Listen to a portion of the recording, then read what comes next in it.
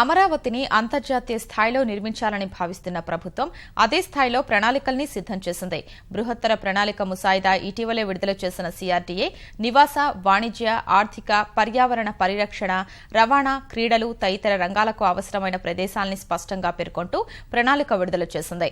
రాజధాని జోనింగ్ ప్రక్రియను కూడా అంతర్జాతీయ నగరాలకు దీటుగా విశదీకరించిన సిఆర్డీఏ అందరూ సౌకర్యవంతంగా జీవించేలా ప్రపంచ స్థాయి మౌలిక వసతులు, హరిత, జలవనరులకు ప్రత్యేక స్థానం కల్పిస్తూ తీర్చిదిద్దింది.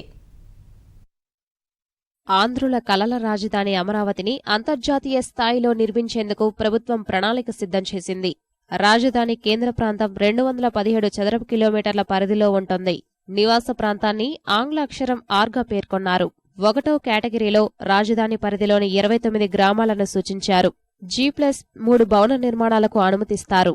R2గా ఉన్న కేటగిరీలో జాతీయ వేడుకలు, ఉత్సవాలు నిర్వహించేందుకు ప్రత్యేక ప్రాంతాన్ని నిర్మిస్తారు. ఆ సమీపంలోనే అత్యంత ఖరీదైన భవనాలు నిర్మించేందుకు అనుమతి ఉంటుంది. R3 కేటగిరీలో మధ్యస్థాయి నుంచి ఎక్కువ జనసాంద్రత ఉన్న నివాస గృహాలు నిర్మితమవుతాయి. భూములిచ్చిన రైతులకు ఇదే ప్రాంతంలో నివాస స్థలాలు కేటాయిస్తారు. నదీ తీరం వెంబడి అత్యధిక జనసాంద్రత కలిగిన ప్రాంతాలు ఉంటాయి. బహుళ అంతస్తుల భవనాలతో ప్రజా రవాణాకు అత్యంత సమీపంలో ఉండే ప్రాంతంగా ఈ జోన్ను తీర్చిదిద్దుతారు.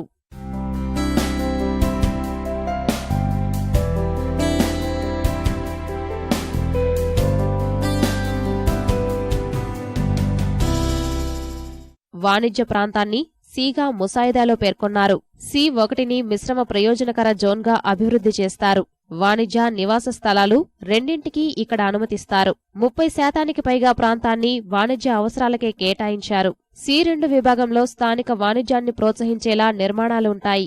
ఈ ప్రాంతంలోనే భూములిచ్చిన రైతులకు వాణిజ్య స్థాయిలో ఉండే ప్లాట్లను కేటాయిస్తారు.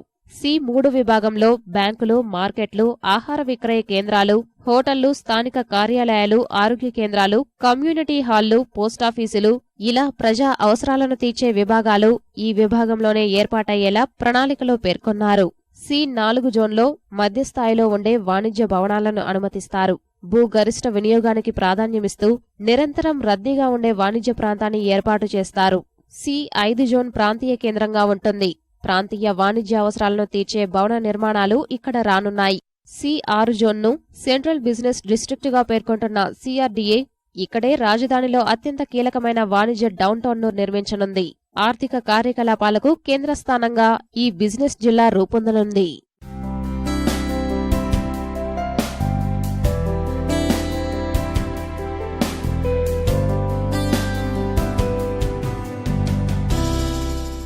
పారిశ్రామిక అవసరాల కోసం ఏర్పాటు చేసిన ప్రాంతాన్ని ఐగా ప్రతిపాదించారు.